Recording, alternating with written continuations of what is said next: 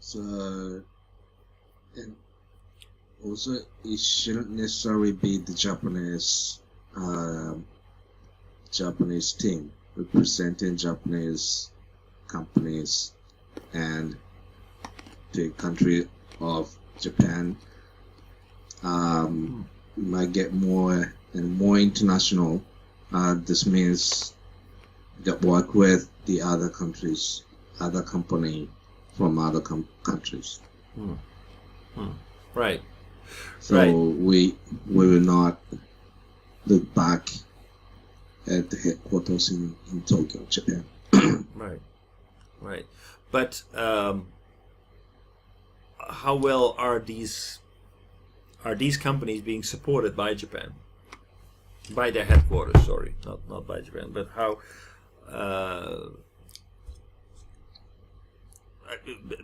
the way that I see most Dutch businesses operate is that they are being driven by the people on the ground. So basically, they observe, they discuss, they negotiate, and they tell the domestic organization, okay, so this is the result of the negotiation. This is what we need to do, and then it's up to the domestic organization to actually drum up enough resources to deliver upon those negotiations.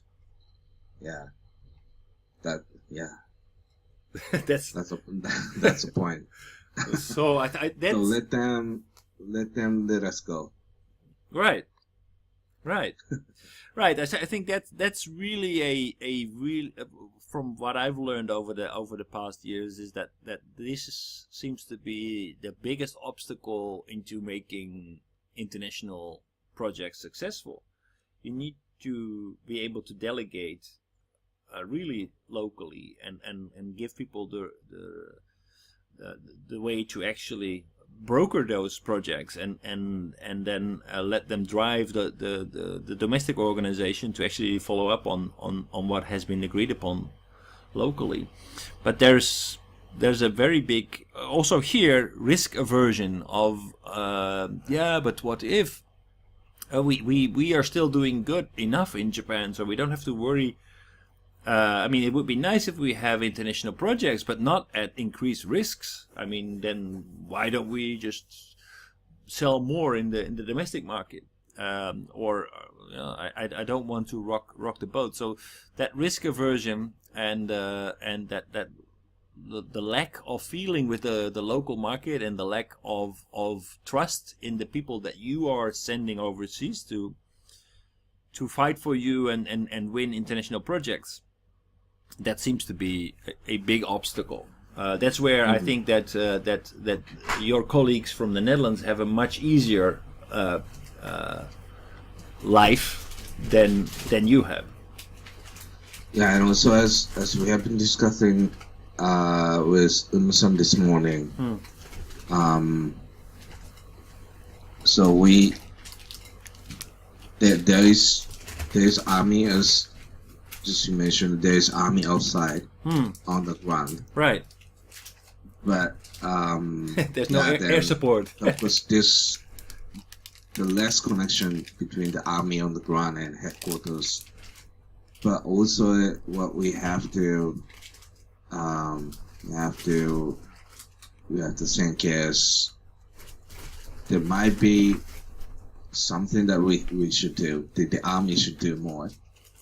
For example, in the meeting, the face-to-face with the good person, right person from the local government who is in charge of some project, then we might have to do more to get their understanding, their intention, than to get more mutual understanding. In doing so, it cannot be said that the people like us working as army on the ground, they should do more. Just coming late, after, for example, the tender is open, and that's too late. Then, and also, even if it might be too late, but there must be something that we can do to understand the intention and see if any chance will be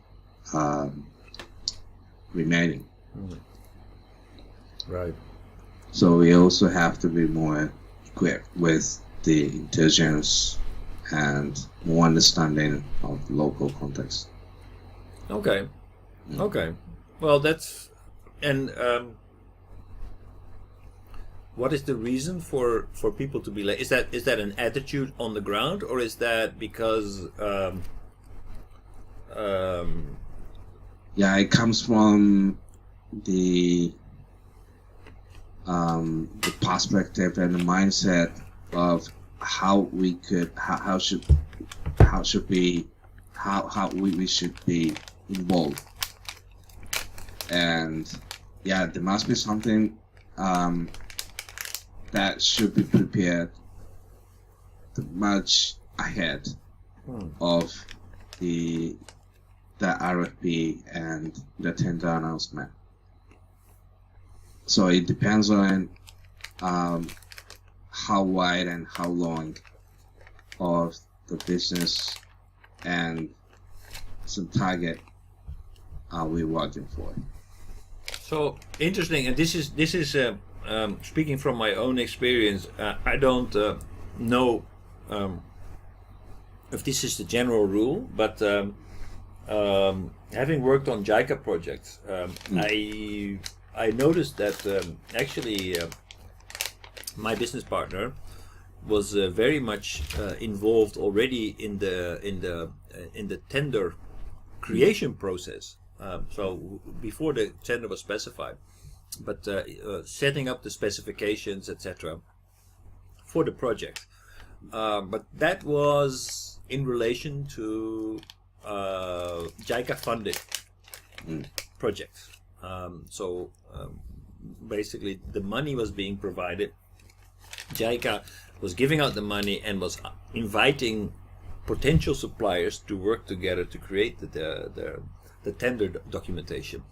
Now, that didn't necessarily mean that the partner was very heavily engaged with the local user and the local client, but very much focused towards creating specifications that JICA would then automatically award, because of course we would not put in technology that we didn't have.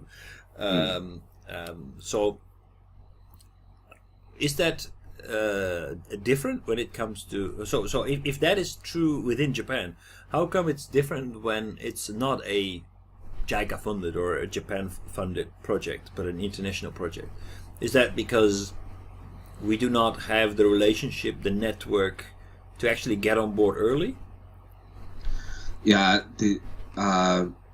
what is different is whether that company who was involved in making the RFP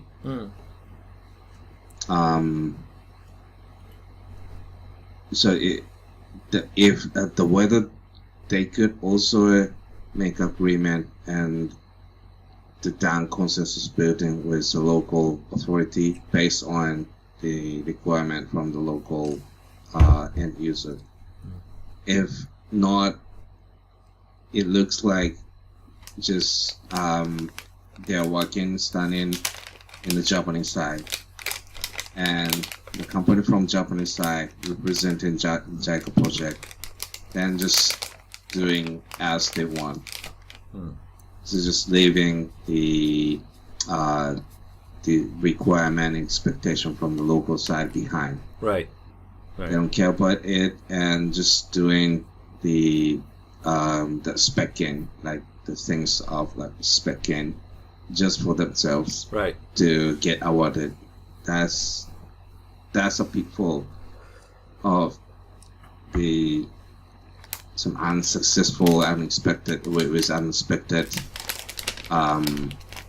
the outcome from the JICA project, the dealing with the local authority.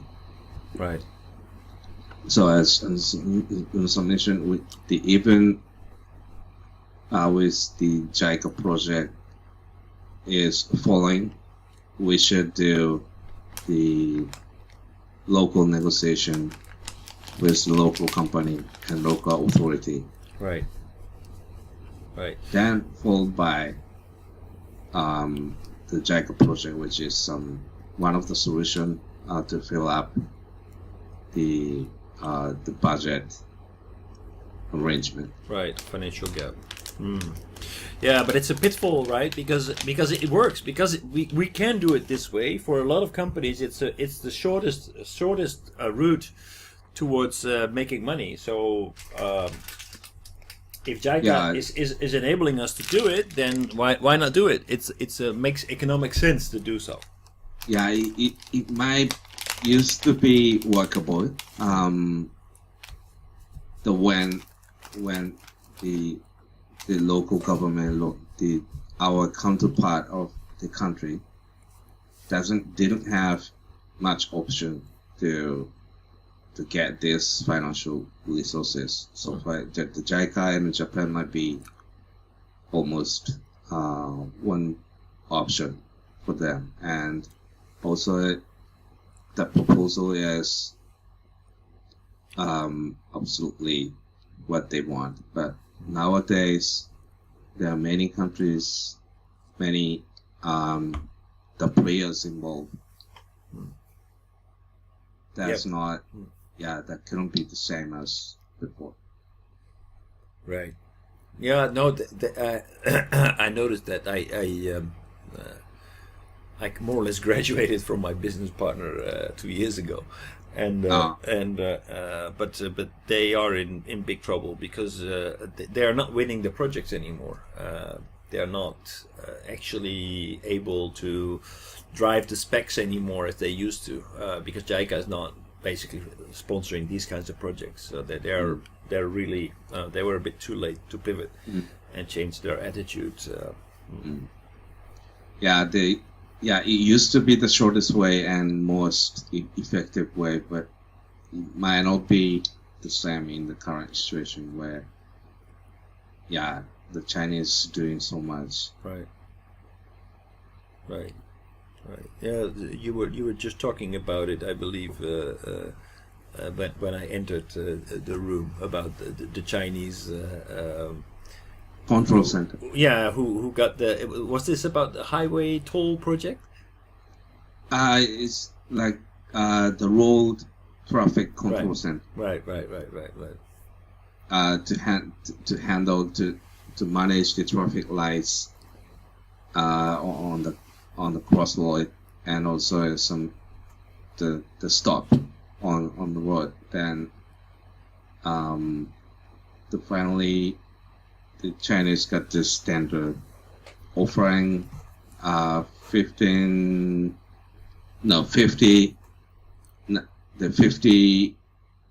signals, more 50 signals than another proposal. Right. But get 100 pieces, 100 devices of the signal with the proper specification of the control system. So this control system enable the traffic not to be so heavy. Right. So the control, the monitoring and control, then 100 pieces of the signal. This is the proposal from some country. Right. But the Chinese one, okay, we can do 150, 50 devices more. But then later on, they just deleted the control system from the contract. So this what did they package offer? can monitor can put the devices on the road and can monitor in some way, but cannot control. and once open up the So there's somebody behind the control panel says, "Oh, it's crowded," so they're going to switch on the red light or something. Is that? No, it should be as it is. Oh, right. They can see all this. Oh, it's crowded.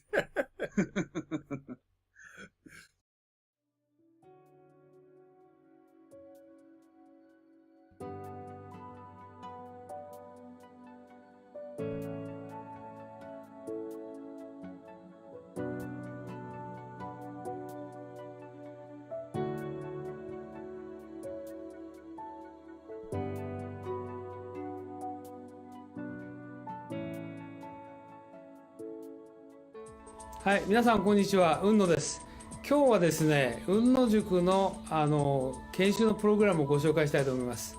で、こういうふうなホームページありますけれども、ぜひですね、一度中身をご覧になっていただきたいと思います。今日はブーキューブさんのスタジオに来て、この収録をしておりますので、中身はこういうふうになってて、今最近ホットなね、グローバルリーダーの定義など書いてあります。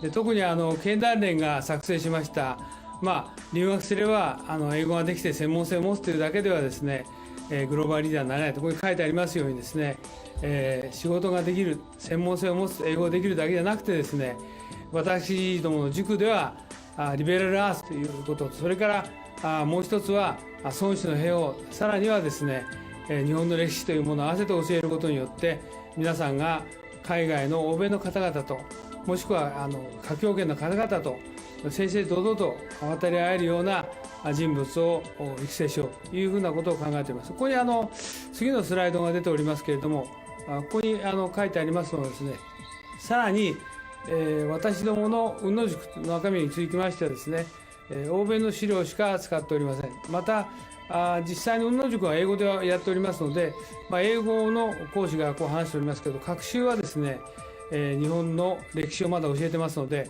学習の午後はですね、日本のプログラムをしております。で、以前はこれ有料だったので、今はですね、実際に会場費も取っていただいておりませんで、毎回5000円ということで、朝9時から午後5時までやっておりますので、ぜひ皆さんですね、ご検討の上ご参加いただければと。英語のできない方もですね、学習の午後こういうふうな検証をしておりますので、ぜひご参加いただければというふうに思っておりますので、よろしくお願いします。で、ここにさらにですね、グループ討議とか実務の勘どころを教えると書いてありますけど、実際には私が10年ほどですね、欧米の新聞とか雑誌等をですね、集めてきた、もともと英語のベースでございますので、そうしたものをですね、50セッションのテーマに分けて資料作成をしております。そういうことで、世界のオペレーション、もしくはカントリーリスクも含めてですね、しかも世界のトップの方々に対してもいろいろな分析とか洞察をしてですね、議論をしております。そういったことも含めてですね、今後ともよろしくお願いしたいと思います。